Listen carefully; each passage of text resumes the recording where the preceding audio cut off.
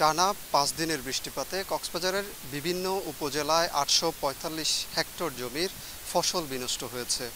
এর মধ্যে আমন ধানের বীজতলা রয়েছে ৪৫১ হেক্টর, এছাড়া আউশ ধান রয়েছে এবং বিভিন্ন ফসল ক্ষতিগ্রস্ত হয়েছে। বাঁকখালী নদীর দুই তীরেই কিন্তু দেখি যে আমরা ব্যাপক সবজির কিন্তু আবাদ হয়। বিস্তীর্ণ নদীর তীরবর্তী এলাকা রয়েছে, এখানে পানের বরজ রয়েছে, আখের ক্ষেত রয়েছে, এছাড়া কাকরোল থেকে শুরু করে এখানে অন্যান্য শাকসবজির কিন্তু আবাদ হয়েছে। জেলা কৃষি সম্প্রসারণ অধিদপ্তরের তথ্য যেটি বলছে যে ৮৪৫ হেক্টর জমির ফসল যেখানে বিনষ্ট হয়েছে, এখানকার যারা কৃষক রয়েছেন তারা কিন্তু আসলে উদ্বেগের মধ্যে রয়েছেন। কৃষি বিভাগের সাথে কথা বলে যেটি জানতে পেরেছি, তারা যেটি বলছেন যে ক্ষতিগ্রস্ত কৃষকদের তালিকা তৈরির তারা কাজ করছেন এবং ক্ষয়ক্ষতির যে চিত্র সেটিও নিরূপণের তারা চেষ্টা করবেন এবং তাদের পক্ষ থেকে আসলে যেটুকু সহযোগিতা করা সম্ভব সেই সহযোগিতার চেষ্টাটি তারা করবেন।